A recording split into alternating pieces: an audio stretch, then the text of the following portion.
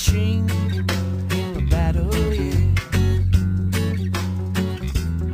Say what you want about me, yeah, but I'm a living in the green world, and I need the air to breathe.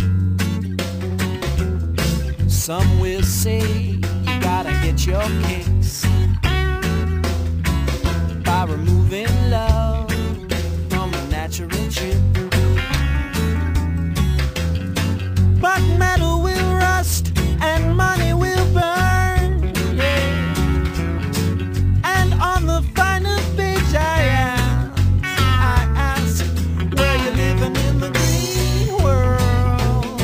And did you give some in return?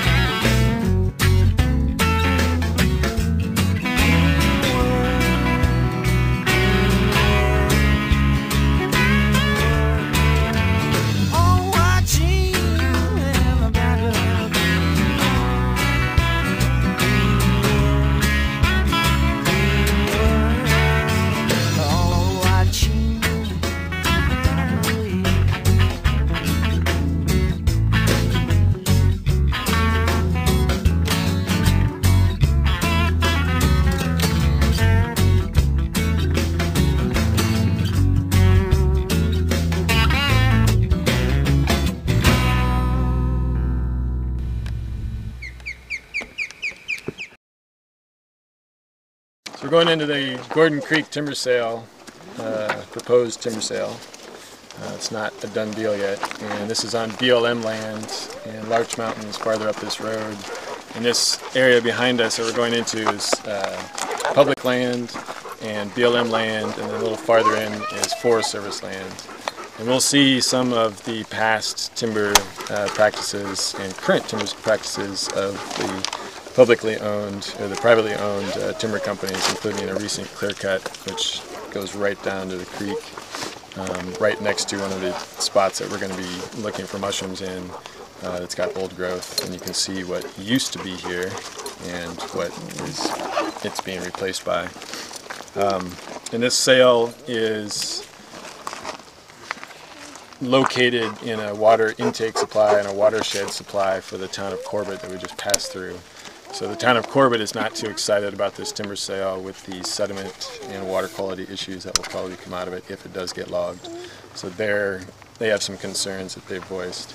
The environmental assessment for this timber sale is going to come out in September at some point. So after this hike, we have all your names and whatnot, and if you want to be a participant in this timber sale, since you've hiked through it and hopefully found some mushrooms and kind of got invested in this area because you have gone out and seen it and you've seen what can happen to it with the private land next to it. You can get on the email list for BARC, and when that EA comes out, BARC will put out a notice that would request folks like you to make comments about the values that you would like to see either retained, or the fact that you don't want to see this logged at all, or other issues like water quality or spotted frog habitat or mushroom habitat, something that in this case, I've already been out here for a couple of years and picked dozens of pounds of mushrooms, which is something that you can do forever in a forest, but when you clear cut it, that's gone for decades until the forest comes back. So there's all these values that we can talk about when we get in there. And we're going to hike in about a mile on the road. It's pretty easy. You'll get to see some of the past management practices, and then we'll go into a spot where there should be some mushrooms, and then we can talk about some of the other factors that are involved in the timber sale. And here's maps of the actual units. If folks want to look at it, they're not I've never read this. We're hiking in on this road here, which is the road right behind me. And we're going to pass through that first L-shaped unit and then into the big square unit here. And that's where we'll be going today. You guys want one? And does everybody have a partner? Even if you came alone, you need a partner. Anybody? No one will get lost today. So whoever you are, somebody can pair up with me if they want, but you absolutely need to have a partner. And what will happen is you will make sure that that partner is with you at all times and not wandering off into the forest. And of course, we'll all stay together. It's a much smaller group than normal on these hikes. That's great. So we'll all stay together in a fairly tight, unit, no more than a couple hundred feet apart, and definitely within visual sight of everybody else, and especially auditory range, so that he can hear me when I'm talking, and you know where we're going to go. Lost touch with reality, hoping to find a mystic train.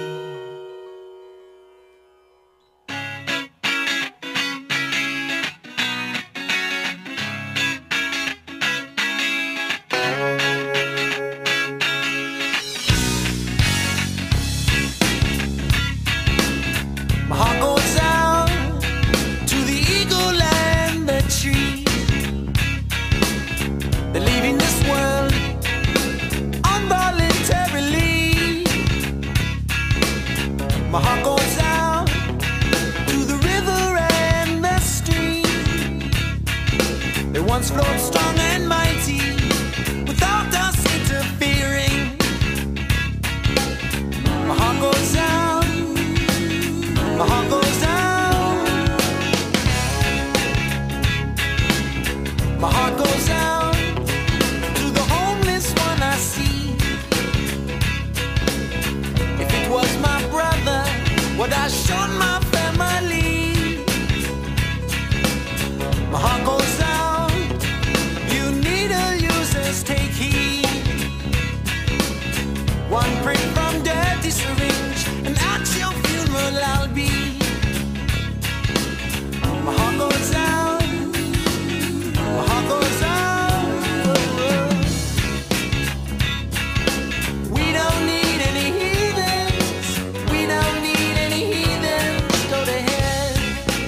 These mushrooms don't have gills per se like the button mushroom in the store.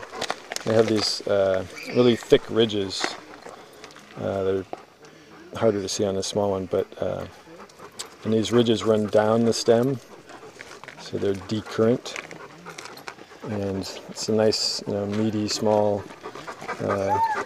chanterelle. And so to pick a mushroom in the woods, and I guess we'll show this again when we find another one, but either pop it up with your knife, or you can cut it off at the ground level. What is it? Chanterelle. Teeny chanterelle. Yeah. Oh, look at what you have. What were these little guys all along the road? These are puffballs. Puffballs? Edible. So you can eat these. Yeah, lycoprudence. These ones. I think the ones that are edible. Is there anything that looks like it you need to be worried about? Puffballs are all edible. All puffballs are edible. They're not necessarily So you can just eat it. No, they're not necessarily tasty. Some are and some aren't. What about the pigskin puffball? What is that one? And so this puffball, since it's all white inside, Yeah. Good. Just ate it. is edible. Oh, God. But if you were to eat a puffball that had any sort of, the entire inside of this mushroom is the spores. Why are you throwing them away? He didn't like putting it out. And so if there was any black They or don't brown taste good color, raw anyway. You have to cook them. Some mushrooms do. They do? if there was any black or discolored discoloration in there, that means that the spores are maturing, and that for one, it would taste bad and it's not good to eat. But this one, if they're nice and firm and white, Feel how spongy that is. the puffballs are edible. Huh. These ones probably aren't that tasty. Yeah. Even if you And- cook them. I can vouch for that. Well, who knows? You might be able to. I actually cooked up a bunch of these once, and they were just really acrid, really bitter. So How about that one? they're not that great. You see that mouth? It's a little bolete. Yeah, I'm not sure what kind of bolete it is. So edible isn't necessarily tasty. Anybody want to see Right, edible is not necessarily tasty. Mark. It's edible? Mark. Yeah, but it doesn't look so great. Show one about it. Oh, yeah. So that's like spongy gum. And so this is a bolete of some sort, and it doesn't have, it's kind of an interesting mix of species here already.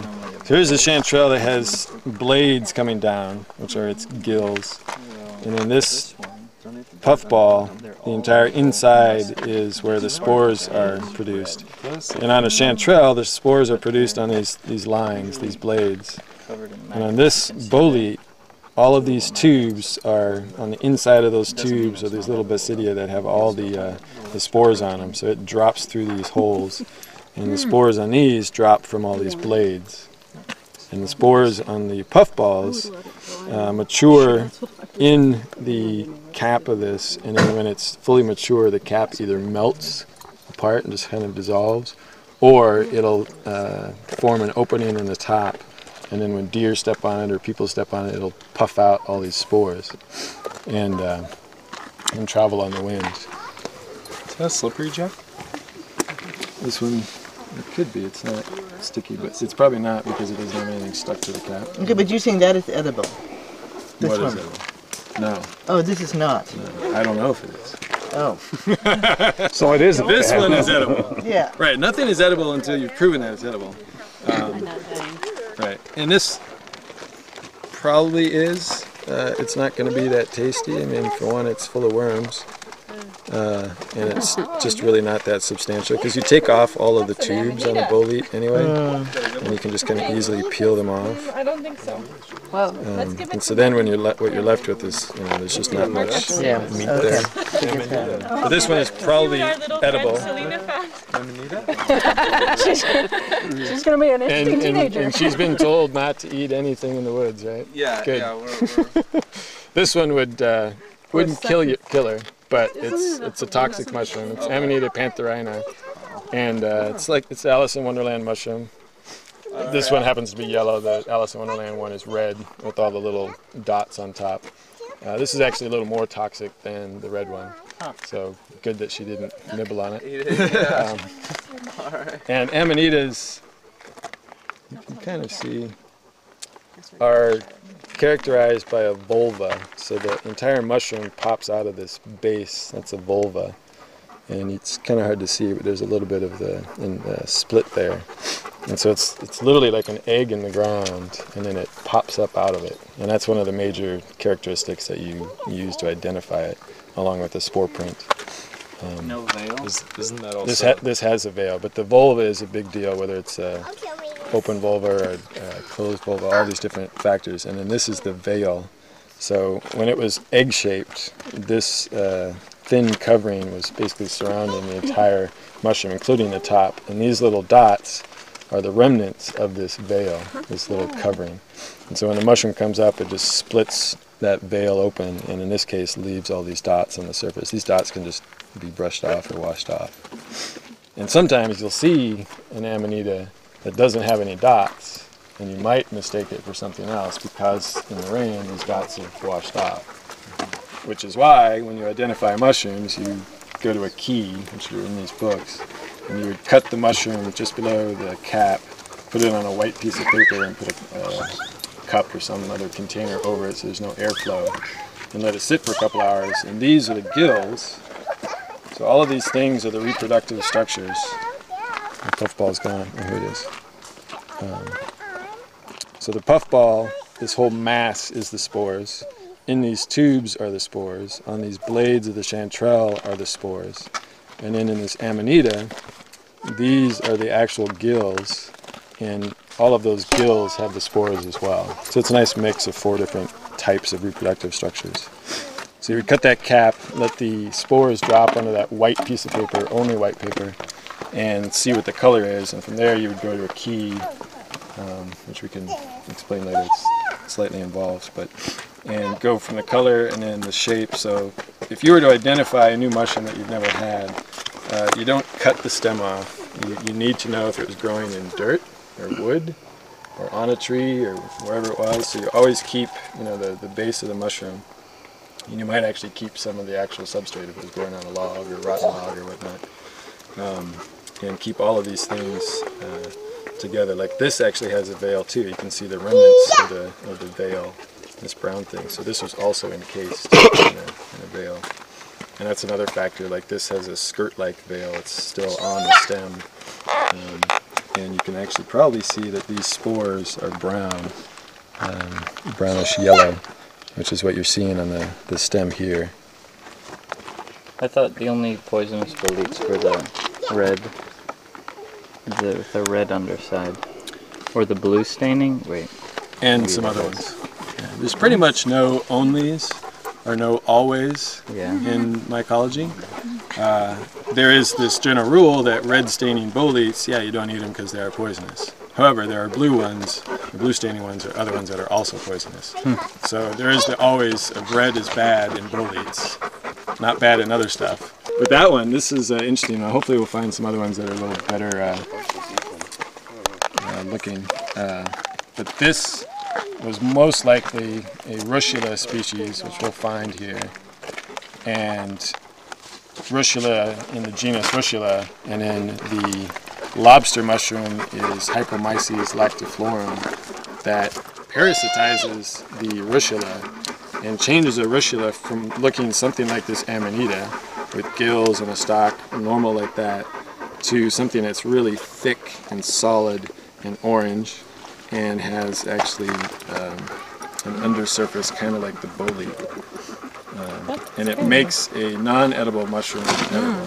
So this parasitic fungus attacks this Russula and turns it into a mushroom that is actually edible and fairly good tasting. If there's any mushroom that you pick ever that's got any indication of starting to mold, just throw it out. Millions more mushrooms out there, and there's no reason to get sick on some sort of mold or fungus that's growing on the mushroom. So if in doubt, throw it out is the key. So lobster mushroom doesn't exist independently. It's always Right. started It's out a as a parasite. It's Hypomyces lactiflorum. That's, the spores are floating around in the air, and it finds a suitable host. In this case, sometimes amanitas, sometimes russulas, and basically changes the entire structure of it.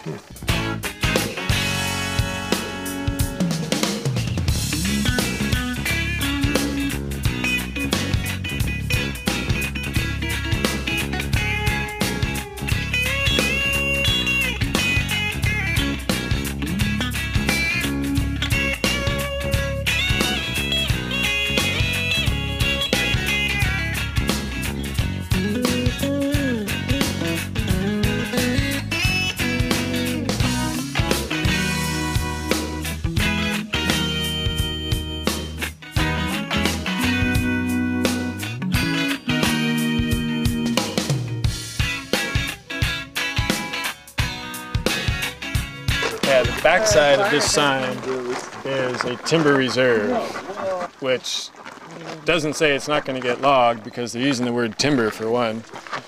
So right now, it's not going to be logged. Not today. And so, actually over here, past that clear cut, is part of the Gorden Creek Timber Sale. And so they're defining this as a boundary, and part of this back here is part of the timber sale as well. So they're just putting up these signs to define that the loggers, if they come in, aren't going to be logging up here. This area was high graded probably 80 or 90 or maybe even 100 years ago. And you can see some of these huge stumps out there. And you can tell to some degree what this forest used to look like. And we're going to go up here to this huge tree and see what the potential of this place is. I mean, this is pretty old forest here right now, and there is some old growth here in the spot behind us. And this forest is basically recovering from the fact that 100 years ago or 80 years ago, they logged out all these big trees, these stumps that you see. And so it's doing a great job. Came back by itself, wasn't replanted by man. And it's got a great diversity of species in it. Got lots of down logs, nurse logs, all sorts of rotting stuff on the ground, which is replenishing the soil and recreating a native forest. And they have this whole ground shrinking form, and they're looking for old trees and young trees and different species of plants and animals and birds. and frogs and all these different things, all these characteristics of the area that the Forest Service or the BLM wants to log, and looking for things that might, if the Forest Service says one thing and then on the ground we find something else, in the end, if we had to, we would litigate, sue to stop the timber sale. Right. But in many cases, it's strictly people like, these hikes where we all go out, and then at the end of the hike, we write these comments to the BLM or the Forest Service, and then they realize, well, heck, there's a ton of people who are invested in this area and are watching them, and then they decide to drop the timber sale due to the fact that we bring up all of these reasons: water quality, habitat for animals and plants. There might be rare species that we found that the Forest Service is going to look for. So there's all these things that it's really important that BARC does this work where they go out to literally every single timber sale that's proposed on Mount Hood for BLM or Forest Service and investigates, is this document that the agency put out, is it true? To the woman and her child, the man has up and left them, abandoned them in the wild.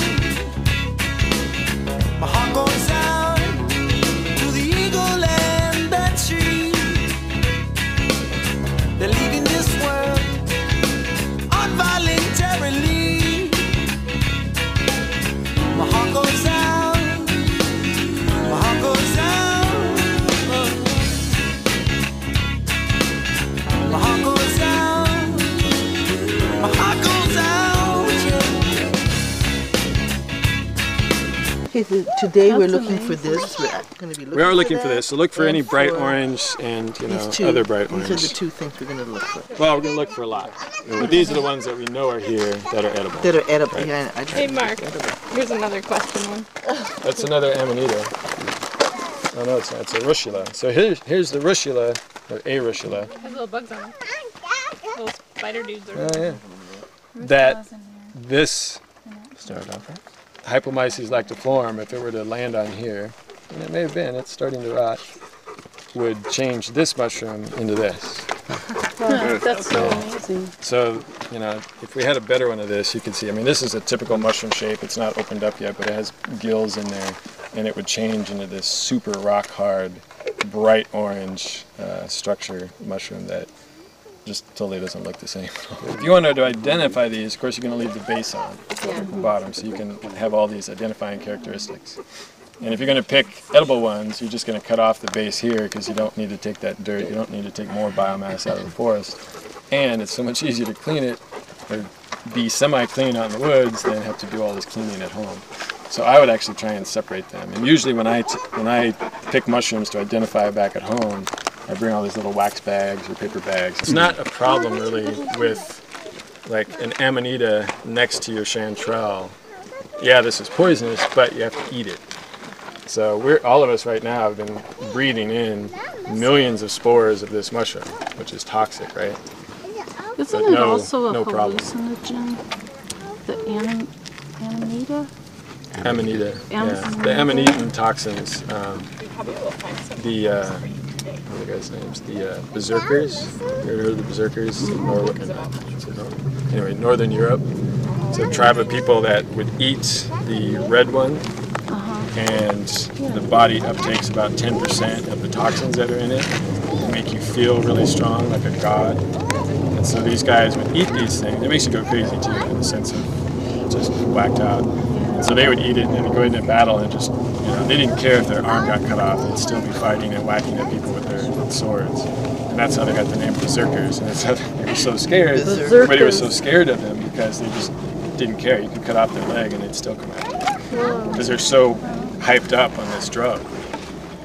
Yeah. And some people do this mushroom recreationally in the U.S., but it's not the most pleasant. I haven't done it, but it's not the most pleasant experience. Yeah, And you can get into this loop. I've heard stories of people who've eaten these alone, which is stupid, and gone out to the woods and hiked out on this log that was about 8 feet off the ground. Fell off the log onto this creek bed, all these rocks, bloody. Get back up on the log, walk out, and do this like for 20 times. Because you get into this loop where you don't know what's happening. But you don't feel the pain either because this mushroom is, overtaking your senses and made it so you don't feel the pain. You know, are there poisonous mushrooms that would just kill you in hours or something like that? And there are some mushrooms, especially some of the amanitas, that kill you in 2 weeks. And it's 2 weeks of absolute hell. And there's some of these mushrooms, there's absolutely no known cure and antidote, and some you get a liver transplant for, and it still doesn't matter.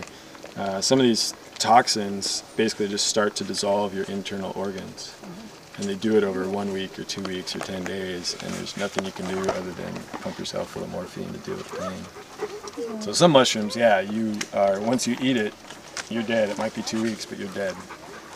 So, therefore, when in doubt, throw it out. When in doubt, throw it out, and identify Look at this guy. every single We don't have to go every over single mushroom that you think you want to eat. When I do a new mushroom, I do it in at least 5 of my books. Maybe I'll go online or talk to somebody else who's seen it. And none of us should ever eat anything that we think is a chanterelle. You need to know that it is. You need to have proven it to yourself.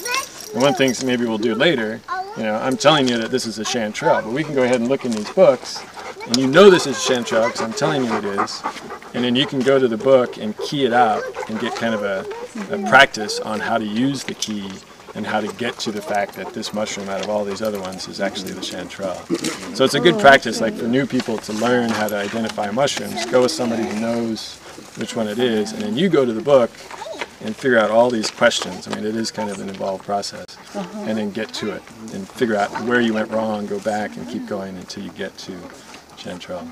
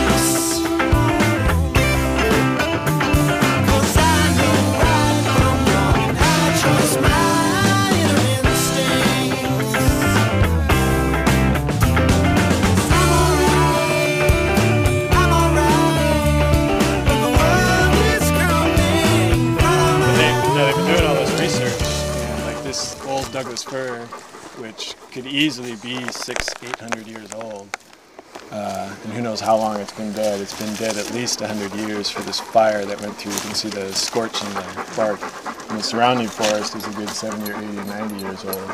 But this tree could stand, still standing, and slowly just be falling apart and disintegrating for another 500 years. And they've been doing research, and you see all these downed logs, and these downed logs oftentimes actually contain more biomass, more living stuff than when the tree was alive. Wow. Because there's fungi in there, there's all these plants that are growing on it, there's lichens, there's moss, there's all these things. And this down tree, which probably was part of that one, will be on the ground for another 200, 300 years as it slowly dissolves into becoming more soil and more nutrients for the surrounding forest. So here's the potential for this forest if they hadn't logged it. That old growth tree, that one, there's a few remnant old growth trees, right, and this one. And just down at the bottom of this hill is Gorden Creek. And we're going to come up on a private timberland clear cut that goes all the way down to that creek, which is pretty brutal, and it will be washing all sorts of soil and sediment into that creek this fall. And so the BLM, is going to save this little area because it's a little site for them to take school kids to come look at the forest. But you can see, there's a tree down there with some orange flagging on a marker. Just, 60 feet that way, they want to log this little section that goes all the way back to where the bathrooms were. And so they're willing to log all of this right above this creek. And the BLM and the Forest Service have these regulations that they use in timber sales for preserving water quality. And they have this thing that they call 1 or 2 site potential trees, which is the distance that they will leave between the creek and the edge of the clear cut or edge of the timber sale. So the unfortunate thing about the BLM and the Forest Service is you don't really measure as I would measure or as an ecologist would measure. This tree, who knows how actually tall it was, but I would say, that's a pretty huge trunk where it's broken off up there. Yeah. And this tree is conceivably up to 200 feet tall. So you can see where the boundary of that timber, or that tree is down there, and that creek that's down there. If this was going to be a timber sale where they would leave 2 site potential trees to save or to preserve the water quality and not have all this erosion going into the creek, that setback from that creek should be at least 400 feet based on the fact that the potential tree height in this area is right here. Yeah. And it's at least 175, 200 foot tall trees, so the setback should be 200 feet, except for the fact that they don't use those kind of numbers. They look at the trees that are here currently, and they're not nearly as big as that one, they're nearly as tall, so, we play with numbers a little bit. Is it safe to assume that, 200 years ago, it all looked like this big tree? Absolutely. I mean, you see all these stumps around you, and you see all these logs in the ground. So this forest used to be much, wider, like much more space in between trees, and they had, many more trees like this. You just, as we walk around, you can see all these stumps. So this used to be a massively beautiful old-growth forest, and all of it did around here. And we'll get to a spot where we can look out over this Gorden Creek Valley and just see all the private timberland over there, which is gone. It's all plantations now. But this is a little piece of private land, and you can tell that the practices allowed on private land are a little different than public land. So they clear cut this all the way down to Gorden Creek, leaving no buffer of any merchantable trees. The only buffer down there is the alders and some maples. And you can see, or you can feel the heat from this clear cut, vastly different than the forest that we're in. Behind me, you can see that's all private land as well, in different stages of timber and replanting and plantations.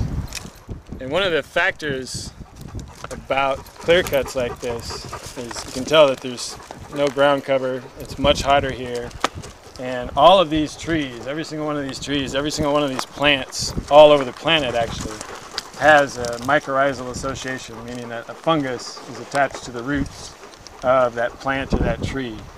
And it gives water to that tree, gives nutrients to that tree, and that tree feeds the fungus as well. And what happens in these clear cuts, within 2 or 3 months of them being cut, the tree roots die, and as well the fungus dies.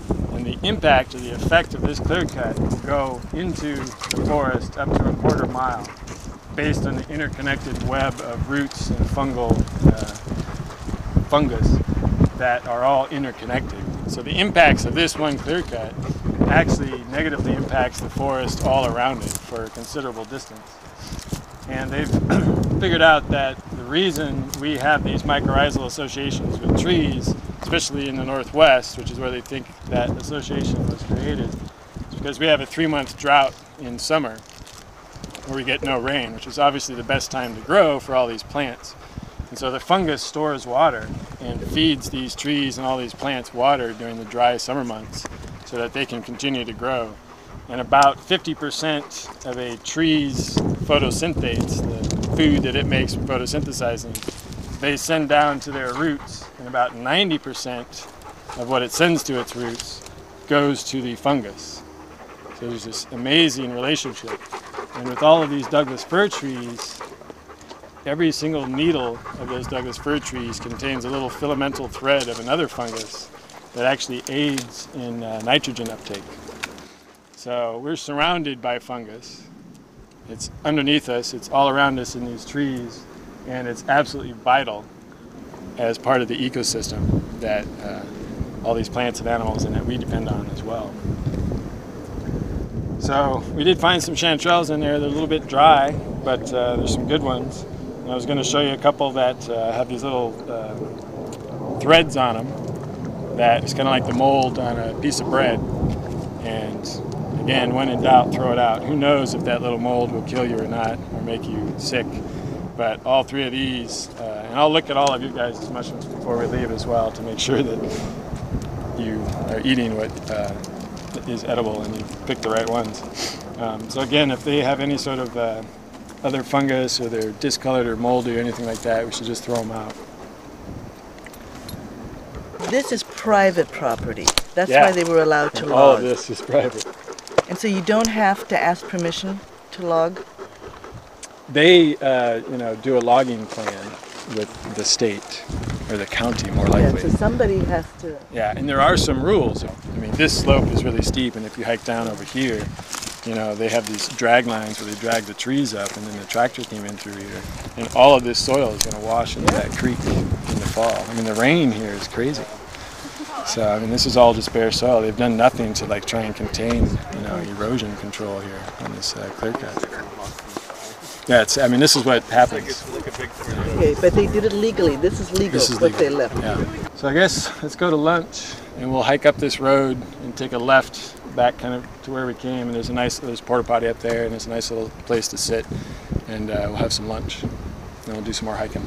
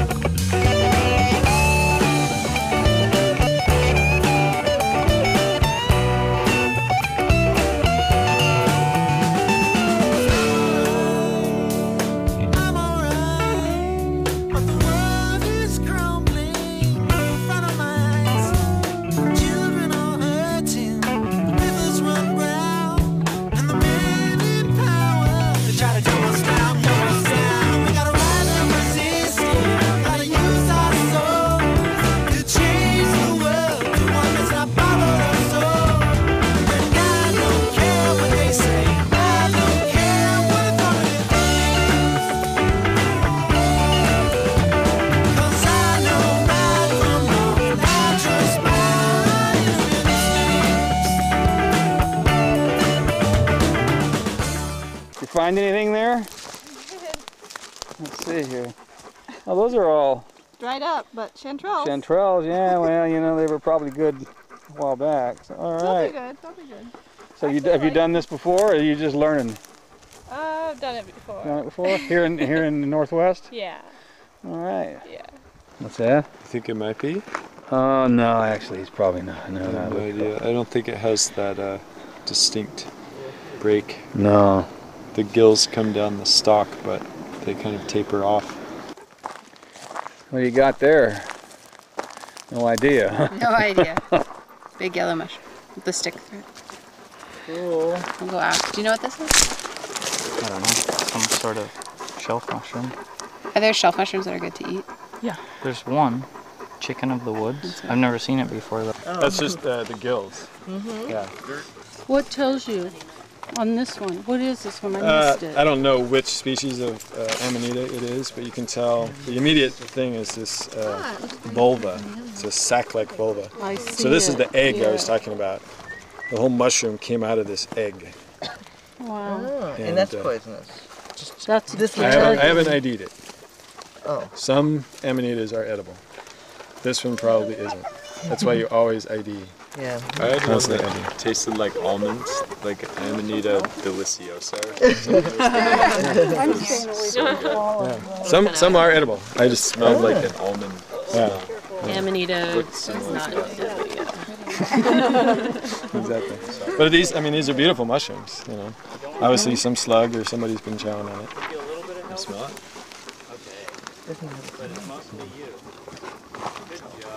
But here's a good example of two mushrooms that look pretty similar, at least on the cap. But definitely not on the stem. This stem is always really long on this mushroom, and when you turn them over, the coloration's a little bit different, but people can be confused by it. But the chanterelle has these really thick ridges that are called blades. And this mushroom has gills that are really widely separated apart. So you can tell, you might, you know, as you're walking around in the woods, you might, oh, that's a chanterelle, and then you pick it, and then you realize that it's not. So there's not too many other orange mushrooms out there that look like chanterelles. This is one of them. It's not going to kill you. What is that? I don't know. The other We one. can agree. Excellent. But so that's, you know, those are characteristics that even, you know, when we get back to the car, I'll look at everybody's mushrooms and make sure that you got the right ones. But anytime you go out hunting, and now that you know chanterelles, you should feel confident enough to be able to go out in the woods and pick your own chanterelles. But no matter what, when you get back home, just go do a double check and make sure that they are all chanterelles. And you just separate out all the ones that, you know, in each species. And so this one can confuse people, but it's, you know, it's not a chanterelle, and you wouldn't eat it because you don't know what it is. And even if you did make a mistake, it's not. In this case, Right. mistakes are deadly. Or can be deadly. Oh, sorry. Or maybe just upset stomach or diarrhea or whatever. You know. But, There's all kinds of levels of fun. This one's quite different. yeah, and this one is, you know, Wordy looking, really isn't it? thick and hard, See? and this one is kind of stringy. It's orange, and chanterelle's always, well, not See how always, that- but usually going to be white or yellow. It's so funny because these chanterelles are so different from the ones that I would find in California, which are literally this big. Oh, these will get Yeah. that big probably. Oh yeah. Oh, yeah, these, yeah, you'll But find, you know, in well, California when they're this pound small, and a half they still don't chanterelles. look like that. They look different. And chanterelles grow all over the world. Yeah. There are red ones out in Maryland that I was Yeah. eating out there. Those are good.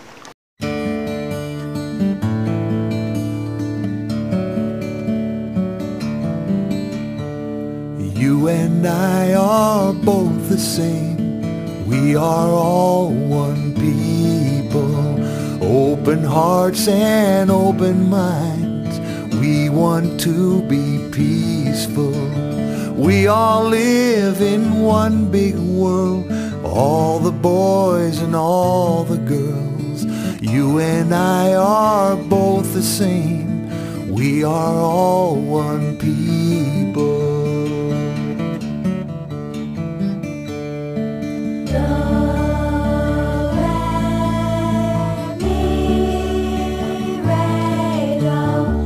I am you and you are me. We are all each other.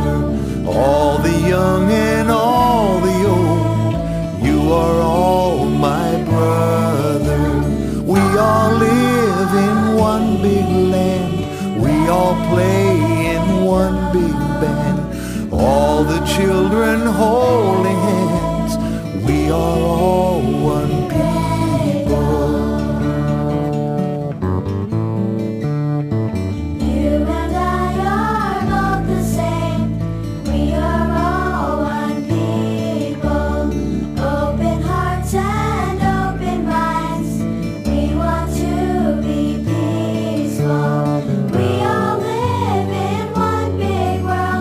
All us boys and all us girls, you and I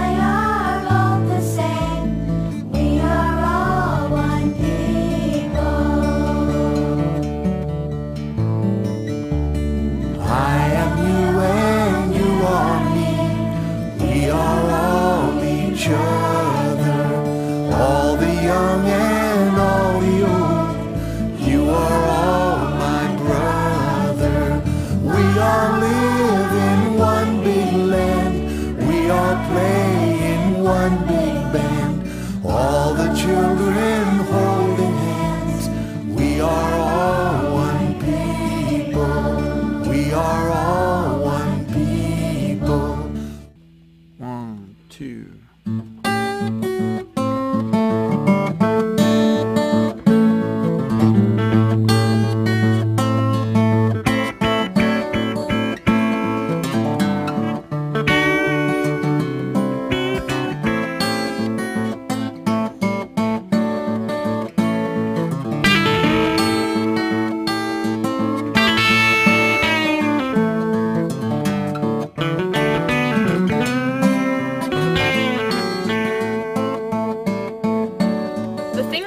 Really intriguing to me about this timber sale. You know, I got notice about this because Bark is on the mailing list for the BLM, and we have worked on a lot of other timber sales, which I'll talk about. But so we get the information about this, but of course we just get a map, and I don't really know what's out here until I've come out here. And so I knew that I was going to make a visit at some point, but usually most of our work is in the national forest, and so it honestly takes somebody calling me usually for these BLM areas and saying, hey, we're really concerned, can you come out and take a look at it? And Laura was the one that called me about this timber sale, and I was kind of like, and you were telling me all about it, and I was kind of like, wow, that sounds like a really cool place.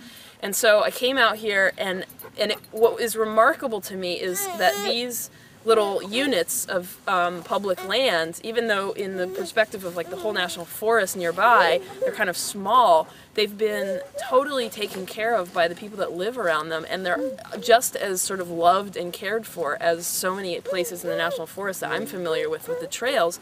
And so I was actually out here yesterday with Carol, whose place that we just parked at, and she's one of the people that works really hard on keeping this trail system open that is in the unit we're going to be walking in, the section we're going to be walking in. And she shared with me this map that she's made, which has all the trails, and they're marked for, you know, easy, moderate, and difficult. And so we're going to walk on these trails and kind of enjoy the work that these residents have put into this area. And hopefully start to kind of see why this area has a much higher value for its trails and its access for people that live here than the little bit of timber that they're going to be able to get by logging on this area up here. But my experience so far has been that this is pretty special. Go to Google Earth and look at the entire area. This is the last reserve. There's some across Fellows, and then there's this one, and then besides that you see fields and clear cuts. Mm-hmm. Yeah, this is what's holding the last of the native wildlife.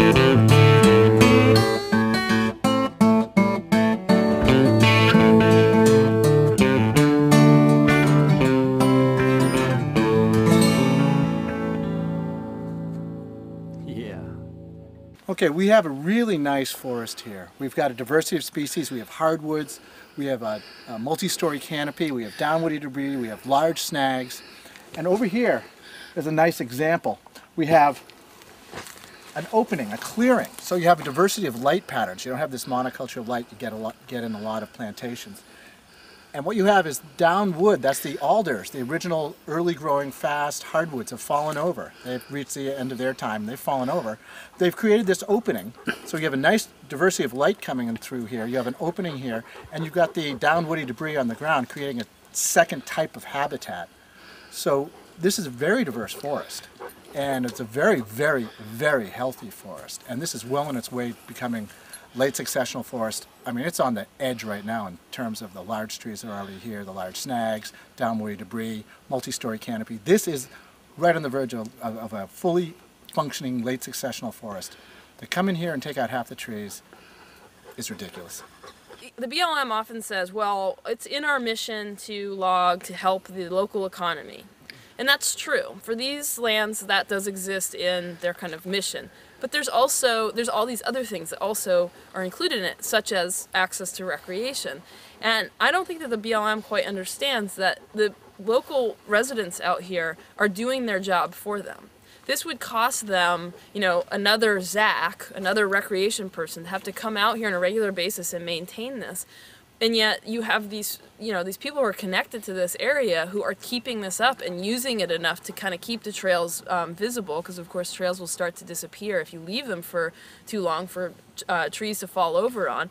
And then when the trees do fall, there are people who are coming out and moving them and keeping it, like you said, accessible. And so I kind of want to just shake the BLM and make sure that they really understand that if you upset the people who spend the time out here, they're not going to take as much time to keep these trails up if it doesn't look as nice, and then they're not, it eventually will, not be what it is right now, which is this very low maintenance on their end service that is in their mission as well, that is being provided without them doing anything. And as one of the other agencies like the Forest Service, who we usually deal with, that is drastically underfunded and can't afford any of the projects that they say they're going to do unless it's somehow attached to a timber sale, such as here, they should be valuing that. I mean, they should understand that that's something that they shouldn't be messing with.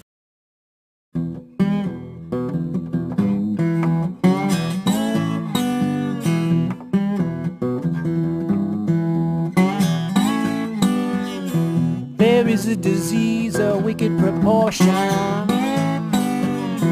love of money and gold.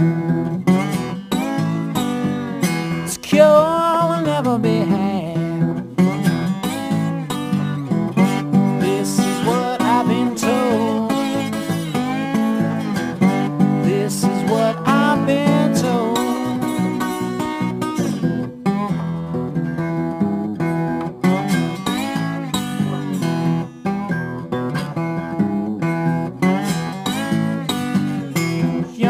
You'll never be